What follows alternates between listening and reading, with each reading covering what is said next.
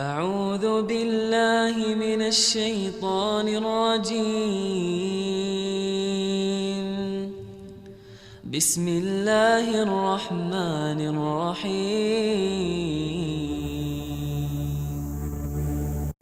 Fawaid TV, sarana penuh faidah.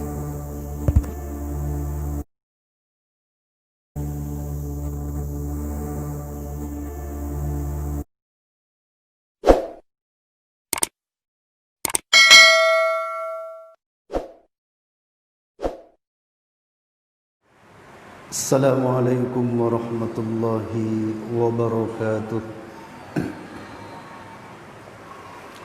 Innal hamdalillahi nahmaduhu wa nasta'inuhu wa nastaghfiruh wa natubu ilayhi wa na'udzu bihi min shururi anfusina wa min sayyiati a'malina. Man yahdihillahu fala mudilla lahu ومن يضلل فلا هادي له وأشهد أن لا إله إلا الله وحده لا شريك له وأشهد أن محمدا عبده ورسوله أما بعد. Para jamaah Masjid Al-Jariyat Ats-Tsalas Surabaya yang dimuliakan Allah Subhanahu wa taala, kita lanjutkan kajian kitab Tauhidul Ibadah dengan tema syirik adalah lawan daripada tauhid. Pada pertemuan yang lalu kita telah membahas tentang definisi syirik. Barangkali pada pertemuan kali ini kita akan coba mengulangi kembali tentang definisi syirik, diikuti bersama dengan suara yang keras 3 kali. Asyirku huwa taswiyatu ghairillahi billahi bima huwa min khasaisillahi. Asyirku huwa taswiyatu ghairillahi billahi bima huwa min khasaisillahi. Sekali lagi, asyirku huwa taswiyatu ghairillahi billahi bima huwa min khasaisillahi. Baik, sekarang saya terjemahkan. Asyirku, syirik itu, huwa ialah taswiyatu ghairillahi, menyamakan, menyetarakan selain Allah, billahi dengan Allah, bima huwa terhadap apa-apa yang ia, min khasaisillahi termasuk di antara kekhususan bagi Allah. Itulah syirik. Dan syirik merupakan dosa yang paling besar di dalam Islam. Kenapa? Karena di dalam syirik itu ada pemersekutuan atau mempersekutukan Allah dengan makhluk, menyamakan, menyebandingkan, menyamaratakan Allah dengan makhluk. Karenanya Allah sangat murka kepada dosa syirik itu. Tidak ada dosa yang paling dimurkai oleh Allah melebihi dosa syirik. Kenapa? Karena Allah yang maha besar, Allah yang maha kuasa, Allah yang maha memiliki dibandingkan dengan makhluk yang kecil. Contoh seperti misalnya contoh-contoh syirik yang biasa terjadi pada lesan-lesan manusia di perkampungan. Seperti misalnya ketika orang memelihara burung perkutut. Ada orang mengatakan, alhamdulillah, sejak saya memelihara burung perkutut ini, rezeki jadi lancar. Coba bayangkan. Ketika ada orang berkata, sejak saya memelihara burung perkutut ini, rezeki saya jadi lancar. Coba bayangkan. Padahal burung perkutut itu seberapa besarnya? Cuma sekian ini. Ketika bulunya ditarik-tarik, mungkin cuman sekian ini. Ternyata disamakan dengan Allah. Makanya Allah murka. Padahal siapa yang memberi rizki? Allah. Contoh lain misalnya, dan ini pernah terjadi. Pernah terjadi dan menyapa diri saya begitu. Ketika saya di kampung, ada saudara punya kebiasaan pergi ke Wali Songo. Punya kebiasaan pergi ke Wali Songo. Ya memang orangnya awam sih. Ya, saya tahu ngajinya dulu di kampung cuman nggak sampai ngaji kitab lah gitu ya. Nah ini, dia bisa beli tanah memang. Memang pada kenyataan begitu. Kerja keras siang dan malam. Ketika ketemu saya, sudah berapa lama nggak ketemu, masih saudara. Bahkan kadang kalau pulang hari raya pun kadang nggak ketemu begitu. Pas ketika saya ke desa, ketemu dia langsung lari ketemu dengan saya. Assalamualaikum ya Ridwan. Salaman, gimana kabarnya? Alhamdulillah. Diteruskan dengan Alhamdulillah Ridwan. Sejak saya keliling Wali Songo, rezeki saya jadi lancar. Wallahi. Saya subhanallah sejak keliling Wali Songo. Akhirnya apa? Terpikir, ya Allah, betapa awamnya orang ini begitu ya. Jadi akhirnya Wali Songo dijadikan standarisasi lancarnya rizki. Inilah syirik. Padahal Wali Songo itu siapa? Diciptakan juga oleh Allah, makhluk Allah. Kalau mereka nggak dikasih rizki oleh Allah juga nggak makan. Kalau nggak dikasih minum juga nggak minum. Ternyata dijadikan alasan, sejak saya ziarah Wali Songo, keliling Wali Songo, rezeki saya jadi lancar. Ini contoh daripada syirik. Contoh apa lagi di masyarakat? Banyak sekali. Ada burung perenjak di depan rumah berbunyi ciker. Apa kata orang Jawa biasanya? Oh, mau ada tamu. Ada lagi begitu, mau ada tamu. Ada lagi yang mengatakan kalau ada burung hantu, boom, di malam hari. Apa kata mereka? Mau ada yang mati. Qadarullah para jamaah. Pernah tetangga saya, masih family saya, malam itu mati, memang ada suara burung hantu memang. Tapi di kampung itu memang hampir setiap malam ada burung hantu gitu loh. Setiap malam itu hampir ada suara burung hantu memang. Nah ini dikait-kaitkan. Inilah contoh syirik.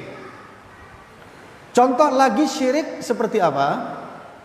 Seperti misalnya mempercayai seseorang bahwa seseorang itu memiliki keberkahan. Seperti kebiasaan minta berkah kepada Pak Ustadz. Nah ini. Selain Pak Ustadz siapa? Tadi itu? Pak Yai. Nah ini. Sudah pengalaman. Orang Jawa kan begitu. Jauh-jauh dari Bogor naik bis sampai 8-10 bis dalam rangka mendatangi seorang ustadz atau seorang kiai atau seorang ajungan untuk meminta berkah, ngalap berkah. Padahal berkah itu milik siapa? Milik yang di atas langit. Siapa? Allah Azza wa Jalla. Makanya salah satu nama Allah itu siapa? Ar-Razzaqu Dzul Quwwatil Matin. Ar-Razzaq, zat yang memberi rizki. Itulah Allah Subhanahu wa taala. Rizki itu milik Allah, maka jangan diminta kepada selain Allah. Mintalah kepada Allah Subhanahu wa taala. Inilah kalau diminta kepada selain Allah jatuhnya apa? Syirik. Tapi Pak Ustadz, di kampung saya ada orang minta ke kuburan Mbah Batu Ampar. Bener-bener sekarang jadi orang kaya Pak Ustadz, sukses. Kalau ada orang mengatakan seperti itu gimana kira-kira? Wah, kalau nggak tahu-tahu ya bingung juga. Kenapa? Akhirnya dijawab, iya juga ya, nggak gitu. Ini kalau nggak paham, wallahi para jamaah, tetap para jamaah doa kita hanya kepada Allah, minta rizki hanya kepada Allah. Tapi kalau sampai nekat, nah ini nekat ternyata minta kepada selain Allah, maka bisa saja Allah beri. Allah jadikan setelah datang dari kuburan Batu Ampar atau dari kuburan Sunan Ampel, Sunan Ampelnya nggak salah loh, nggak salah. Hati-hati, jangan dianggap saya provokasi loh ya.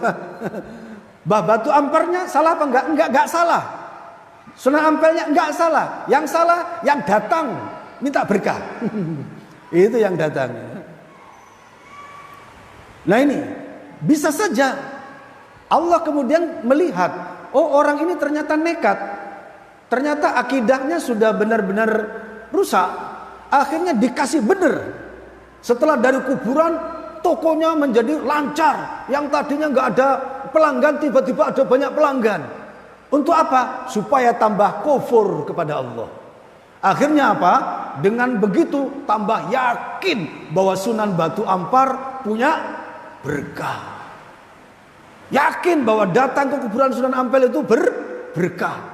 Itulah akhirnya apa? Siksa. Disiksa oleh Allah. Dengan yakin, tambah kufur, tambah syirik. Syirik ditambah dengan kesyirikan. Faba'u bi ghadabin ala ghadab walil kafirina adzabun muhin. Faba'u bi ghadabin ala ghadab, mereka tertimpa kemurkaan demi kemurkaan. Sakit gak tahan. Sudah ke dokter gak sembuh-sembuh, akhirnya nekat datang ke Pak Dukun. Datang ke Pak Dukun. Lantas Allah tahu orang ini nekat. Akhirnya apa? Diberi sembuh beneran. Sekedar Pak Dukun ternyata benar-benar sembuh. Apa yang terjadi? Wah, tambah yakin. Mantap Pak Dukun ini gitu. Akhirnya cerita sama tetangga-tetangga. Pokoknya ke dukun ini saja. Saya itu loh, datang sekali langsung ceples. Datang sekali langsung sembuh. Ini sembuh saya. Datang ke sana, pasti sembuh lah ini. Akhirnya apa? Menyesatkan banyak orang. Padahal tetap yang memberi sembuh Allah Subhanahu wa taala. Tapi Allah jadikan sesudah dari tempat itu sembuh untuk apa? Supaya tambah kafir kepada Allah. Kenapa? Karena dia telah memutuskan ketauhidannya. Sesuai dengan judul tadi para jemaah, bahwasanya syirik adalah lawan daripada tauhid. Sedangkan tauhid itu artinya ifradullahi ta'ala bi annahu ilahuna wa ilahu rabbil alamin. Tauhid itu artinya menunggalkan hanya Allah, Tuhan satu-satunya, Tuhan kita, Tuhan alam semesta ini. Ini namanya tauhid. Masdar dari kata wahada yuwahhidu tauhidan. Wahada dalam ilmu sorof artinya menjadikan sesuatu itu jadi satu. Ya, wahada itu artinya menjadikan satu. Dalam masalah ini, menjadikan Tuhan itu kepada satu Tuhan saja, maka disebut tauhid. Lawannya adalah asyirku, syirik. Dikatakan syirik, kenapa? Karena ini saya kasih umpama. Dikatakan syirik, ibaratnya ini sudah sesuatu yang resmi, kemudian didatangkan lagi yang serupa dengannya, yang dianggap sama. Itulah syirik. Demikian juga ketika kita dikatakan syirik kepada Allah, artinya ketika kita meyakini Allah sebagai Tuhan kita, tapi kita juga meyakini ada selain Allah bisa melakukan sesuatu seperti Allah. Itulah dinamakan syirik. Sesuatu dari makhluk ini dikatakan memiliki kekuatan seperti kekuatan Allah. Contoh misalnya, yang memberi rizki itu siapa? Allah. Kita yakin Allah itu Tuhan kita yang memberi rizki, tapi kemudian datang ke dukun atau datang ke tempat yang dianggap keramat minta berkah di sana. Berarti telah mempersekutukan Allah dengan kuburan itu. Itulah syirik. Kenapa Allah murka dengan syirik? Karena syirik itu mensetarakan Allah dengan sesuatu yang hina gitu loh. Allah disejajarkan dengan burung perkutut, kan dolim. Ini besar ini masalahnya. Sejak saya, alhamdulillah, ada alhamdulillahnya, padahal alhamdulillah cuma kambing hitam aja. Alhamdulillah Pak, sejak saya memelihara burung perkutut ini, rezeki saya jadi lancar kayak selancar. Sebetulnya burung alhamdulillahnya atau burung perkututnya yang dimaksud? Hah? Sebenarnya yang dimaksud alhamdulillahnya atau burung perkututnya? Burung perkututnya. Makanya Allah murka kepada perbuatan syirik itu. Dan sebagaimana kemarin telah kita baca di surat apa kemarin?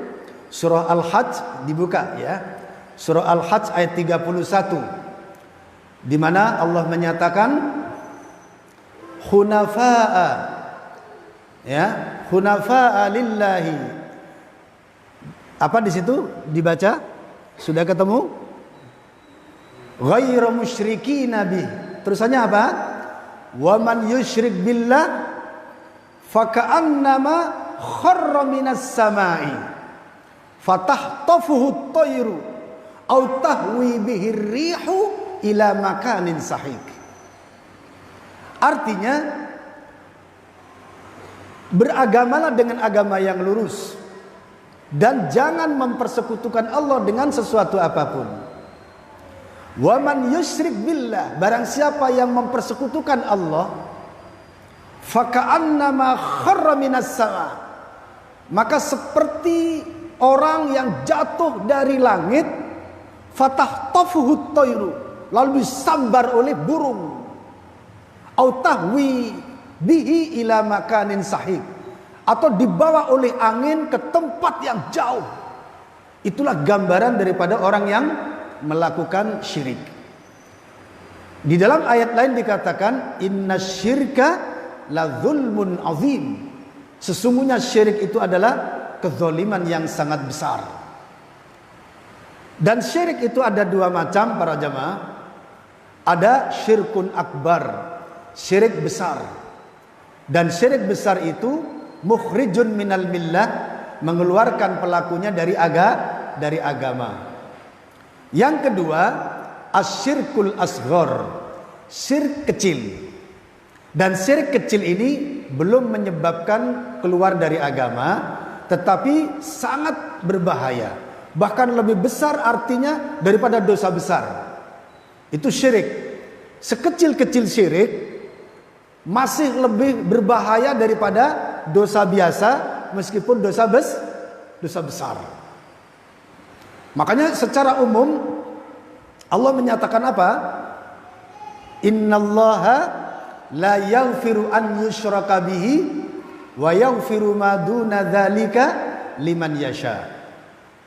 Sesungguhnya Allah tidak akan mengampuni dosa syirik, dan Allah mengampuni dosa selain syirik bagi siapa yang dikehendaki. Pada ayat ini para jamaah, Allah tidak menjelaskan dosa syirik besar atau syirik kecil. Semuanya Allah katakan Allah tidak mengampuni dosa syirik.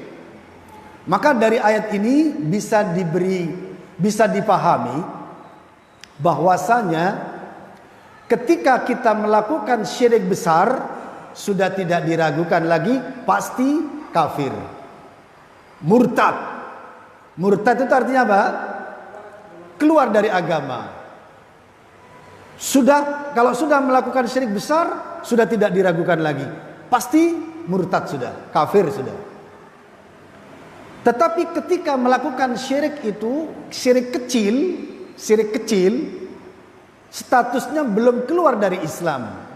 Tapi di ayat ini Allah menyatakan Allah tidak mengampuni. Berarti ketika pada diri kita ada dosa syirik, masih sangat dikhawatirkan kalau masih akan masuk neraka. Meskipun pada akhirnya keluar dari neraka karena belum kafir. Berarti dosa syirik itu baik yang besar maupun yang kecil semuanya berbahaya. Contoh syirik kecil itu, contoh saja, yaitu riya. Riya, tahu riya ya? Apa arti riya? Mengamalkan sesuatu karena mengharapkan yang lain. Contoh misalnya apa? Biasanya nggak pernah sholat berjamaah di masjid, tapi karena ada mertua datang, ini akhirnya, wah, masya Allah, pakai baju koko berangkat ke masjid. Mertua datang. Ketika mertua tidak datang, nggak pernah ke masjid. Berarti dia berangkat ke masjid hanya karena ingin dipuji oleh mertua. Inilah riya namanya. Riya termasuk syirkun asghar, syirik kecil.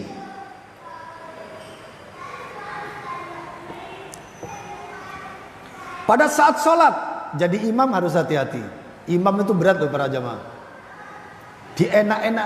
Dienak-enakkan sedikit, jangan-jangan riya. Gak dienakkan itu, jangan-jangan juga jamaahnya ngantuk.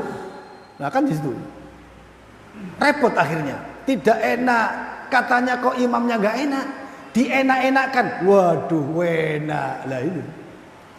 Alhamdulillahi Rabbil Alamin. Waduh, enak-enakan. Supaya apa? Imamnya jos.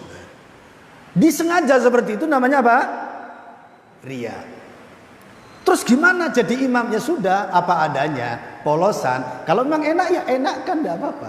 Biasakan begitu, enak kan tidak apa-apa, silahkan.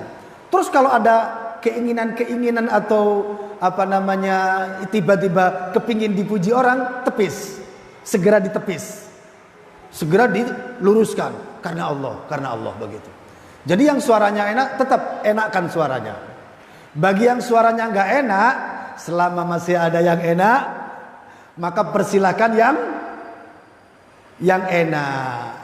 Wong ada seorang pemuda yang imam yang suaranya enak, ternyata sudah tua, umur 70 tahun, masih terus saja nggak mau ngalah. Kalau baca Al-Fatihah, Alhamdulillahi Rabbil Alamin.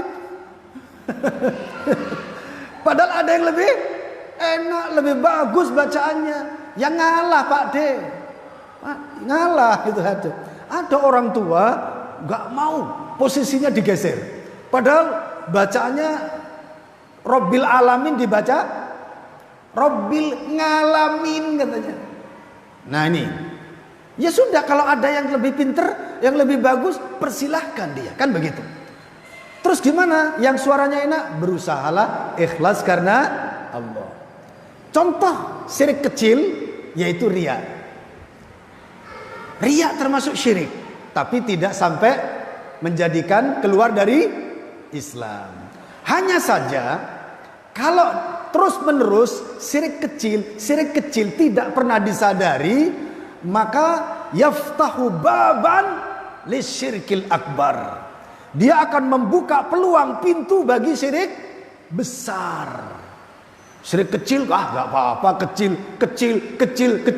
Setelah itu di SMPC oleh teman, gak datang ke kuburan Badanyang tah. Wah, langsung oke, berangkat itu. Hah? Di sana kemudian langsung Badanyang minta rezekinya Badanyang. Hah? Minta jodoh Badanyang. Minta jodoh, minta rizki, apalagi wah, syirik para jamaah. Tadinya syirik kecil. Karena syirik kecil nggak pernah disadari, begitu disodori syirik besar, oke. Itulah masalahnya. Dan ini dibahas oleh para ulama di dalam kitab-kitab mereka.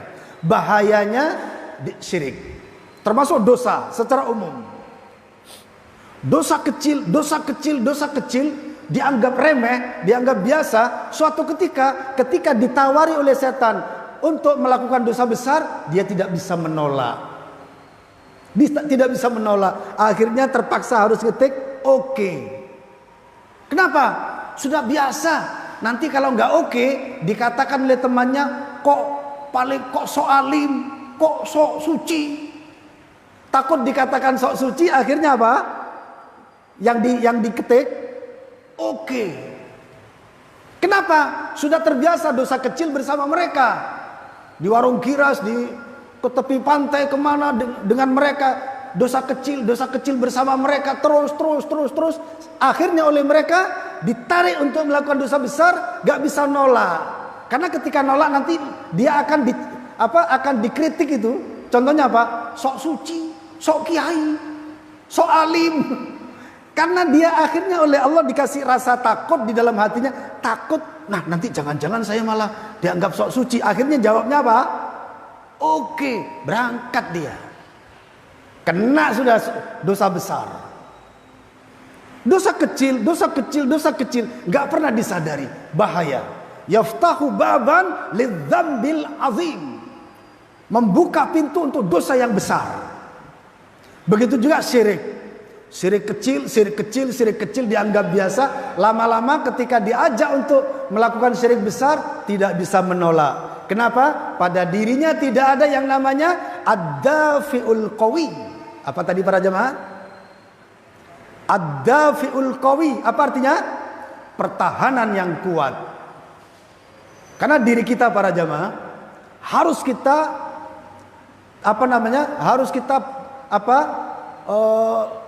tahan, ya. Kita kasih perisai diri dengan apa? Dengan iman yang kuat, tauhid yang kuat. Kalau tidak, hancurlah kita. Ketika pertahanan kita kurang kuat, pertahanan yang kurang kuat contohnya apa? Biasa melakukan maksiat tanpa sadar, tanpa disadari. Lama-lama tidak memiliki pertahanan. Imannya menjadi doif. Iman ketika doif para jamaah, maka sekuat apapun tenaganya tidak akan bisa menolak kejahatan yang ditawarkan kepada dirinya. Kenapa? Imannya lemah. Tapi sebaliknya, ketika iman itu kuat pada dirinya, maka setan takut dengannya. Ya, sebagaimana yang terjadi pada kisah para salafus soleh. Umar ibn Khattab radhiyallahu an para jamaah, sosok manusia yang ditakuti oleh setan, oleh jin. Ketika Umar berada dalam satu jalan, setan juga berjalan di jalan itu. Maka setan lari terbirit-birit. Kenapa? Karena berpapasan dengan Umar ibn Khattab. Kenapa? Ada pada diri beliau al-iman al-qawi, iman yang kuat. Seorang Imam Ahmad ibn Hanbal, pernah dengar ceritanya? Ada seorang kejinan, kesusupan jin. Apa kesusupan jin itu kalau bahasa kita apa? kesurupan. Lantas ada dari keluarga itu datang ke rumah Imam Ahmad, mungkin minta doa-doa. Minta doa supaya disembuhkan. Saat itu oleh Imam Ahmad atau oleh muridnya begitu ya, saya lupa itu.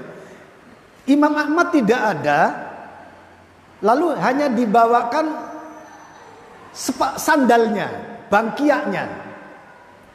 Bangkiaknya saja datang, setan-setan tuh lari seluruhnya. Baru bangkiaknya yang datang, setan itu sudah ketakutan lari. Kenapa? Karena bangkiaknya nggak pernah dipakai ke tempat maksiat. Kalau sandal sampean yang dibawa gimana? Malah dirobek itu oleh setan itu. Mana tak robeknya? Kenapa? Sandal ini kayak tahu campur. Ke masjid iya, ke tempat maksiat juga iya. Akhirnya sandalnya sandal apa tadi? Sandal tahu campur. Makanya setan nggak sungkan. Ada hadis menyatakan, kalau ada ayam berkokok, itu pertanda ada malaikat lewat.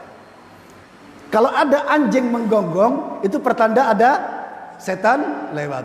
Pernah nggak jenengan lewat di rumah yang punya anjing, terus anjingnya diem gitu? Apakah anjingnya menggonggong atau diam? Pas ketika ada anjing di pinggir jalan, kalau menggonggong berarti jenengan bawa setan. Nah seperti itu para jamaah. Jadi ingat, diri kita ini para jamaah, kekuatannya bukan karena kuat fisik, kuat olahraganya bukan, tapi kekuatan yang sesungguhnya adalah kuatul iman, kuatnya iman. Itulah yang benar. Tidak ada artinya kita bekali diri kita dengan kebal, tidak mempan dibacok, tidak mempan ditembak, tidak ada artinya. Itu syirik. Kalau mati dengan membekali diri dengan ilmu kekebalan, matinya finnar, masuk neraka. Kenapa? Karena pada dirinya ada kesyirikan. Kepingin kuat dikasih sosok. Sosok, tahu sosok ya? Harus dicopot itu. Bapak-bapak yang ada sosoknya segera dicopot. Kenapa? Kalau sampai mati dengan itu, bisa-bisa tauhidnya menjadi gagal. Bisa-bisa masuk neraka karenanya. Kenapa? Ada kesyirikan yang masih belum dikeluarkan pada dirinya. Kekebalan.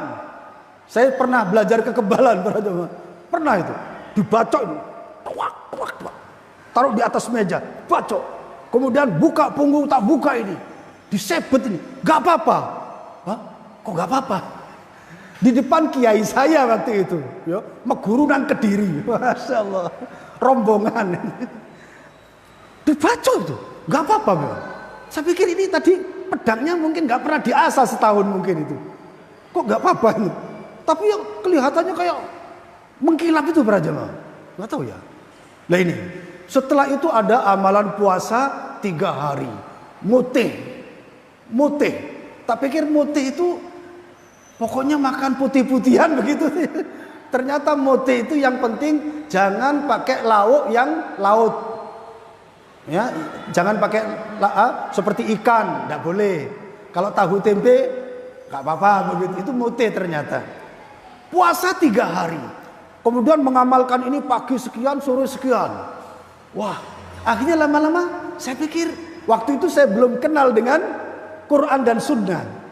Sehingga walaupun pernah dengar dan pernah ngaji tentang syirik itu, ternyata nggak tahu inti syirik itu seperti apa ternyata. Nggak tahu ternyata. Buktinya apa? Masih meguru kekebalan.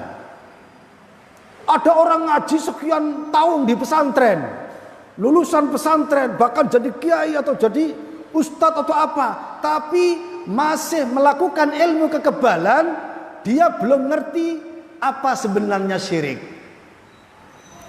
Waktu saya belum ngaji Quran dan Sunnah para jamaah, saya sudah ngaji beberapa kitab. Di situ ada bab larangan berbuat syirik. Bab syirik pun sudah saya baca gitu loh. Tapi kenapa saya masih diajak oleh teman untuk belajar ilmu kekebalan pun saya masih mau gitu loh. Ternyata setelah ngaji Quran dan Sunnah yang sebenarnya baru terungkap. Oh, saat itu cuma baca doang. Sebenarnya apa? Belum faham inti syirik itu seperti apa. Setelah kemudian saya rasakan kok angel banget ya. Apa Islam itu seperti ini sih? Akhirnya apa para jamaah? Tak buang itu. Tak buang sudah. Teman-teman puasa ini saya buang sudah. Enggak wis. Enggak perlu saya. Enggak perlu ilmu kebal. Enggak perlu gak mempan dibacok. Enggak perlu gak mempan ditembak. Yang penting jaga akhlak. Betul enggak kira-kira? Yang penting jaga akhlak, adab hidup sehari-hari, kesopanan, jangan mengganggu orang, jangan kalau orang Jawa bilang apa? Ini aku, jangan. Kalau orang Madura bilang apa? Jak dan badan. Jangan. Kalau orang Jawa bilang apa? Ojo dumeh, jangan. Yang penting jangan ada pada diri kita ojo dumeh, jangan. Jak dan badan, jangan. Ini aku, jangan. Jaga akhlak yang baik, insya Allah akan dijaga oleh Allah Subhanahu wa Ta'ala. Seperti orang yang belajar ilmu bela diri, masya Allah, tes. Ujung-ujungnya apa kata Pak Pendekar? Bocah-bocah, ini saya sendiri pernah itu. Bocah-bocah, kalian belum jadi pendekar. Kalau ada dua saudara yang bertengkar, kalian masih nempeleng mereka. Untuk memisah supaya mereka nggak berkelahi, masih harus nempeleng. Berarti kalian masih belum pendekar katanya. Baru kalian menjadi pendekar yang sesungguhnya ketika datang saja mereka sudah berhenti karena sungkan, karena takut. Hah? Akhirnya saya ambil kesimpulan, kalau begitu ngapain repot-repot belajar bela diri? Sampai tas ngapain? Yang penting belajar agama dengan baik, belajar akhlak yang diajarkan oleh Rasulullah SAW dengan baik, selamatlah insya Allah. Terbukti apa? Kepada para kiai kita, para ustadz kita yang memang benar-benar memiliki ketakwaan yang tinggi, memiliki keimanan yang tinggi. Ketika ada orang bertengkar di kampung, Pak Kiai datang, mereka langsung diem minta maaf kepada Pak Kiai itu. Ini menunjukkan bahwa pada Pak Kiai tadi ada keimanan yang kuat. Lalu untuk apa belajar itu semuanya? Ya? Syekhul Islam Ibnu Taimiyah rahimahullah para jamaah. Suatu ketika pergi keluar kota. Ya kalau misalnya dari Malang ke Surabaya. Orang Malang ke Surabaya nggak punya saudara, nggak punya apa. Otomatis nggak kenal dengan siapa-siapa. Ketika beliau keluar kota, ada orang sekak, main catur. Di dalam Islam main catur itu maksiat para jamaah, karena melupakan zikir pada Allah, ya kan? Lantas oleh Ibnu Taimiyah diangkat itu catur itu dan dibalik. Semua orang-orang yang berada di sekitar catur itu lari terbirit-birit. Dan saat itu seperti setan sedang ketakutan. Lari semuanya. Dan itu diabadikan di dalam kisah beliau dalam kitab para ulama. Di garis bawahi ada bahwasanya itulah keimanan yang kuat yang ada pada diri seseorang. Ma'asyiral muslimin rahimani wa rahimakumullah. Ada satu hal yang Allah berikan kepada kita, yaitu bentengi diri kita dengan tauhid, atau dengan kata lain dengan al-iman al-qawi, iman yang kuat. Bentengi dengan iman yang kuat. Dengan iman yang kuat ini, maka kita akan selamat di dunia ini, selamat dari kerusakan dunia ini. Contoh misalnya, seseorang yang imannya kuat, yang tauhidnya tegak, ketika disodori barang riba, maka karena imannya kuat, apa yang terjadi? Tidak, dia memilih apa yang halal meskipun tidak seberapa daripada makan yang riba walaupun besar. Dia menolak, tidak. Ini karena apa? Iman yang kuat. Seseorang yang imannya kuat, tiba-tiba ada orang mau nyogok itu suap, memberikan suapan padanya. Pak, begini aja lah Pak, ayo damai aja. Kata damai, ayo damai aja. Ini loh Pak, yang penting ini loh Pak, uang sak gebok. Padahal ketika damai, rusaklah segala sesuatu. Yang benar tetap tidak mau. Kenapa? Karena mempertahankan akidah, mempertahankan kebaikan misalnya. Tiba-tiba disogok, Pak, cobalah kita damai Pak, yang penting gol Pak. Ini loh sak gebok. Orang yang imannya kuat, tidak, saya tidak butuh suapan itu. Saya hanya butuh agar desa ini aman, agar desa ini selamat. Nah begitu.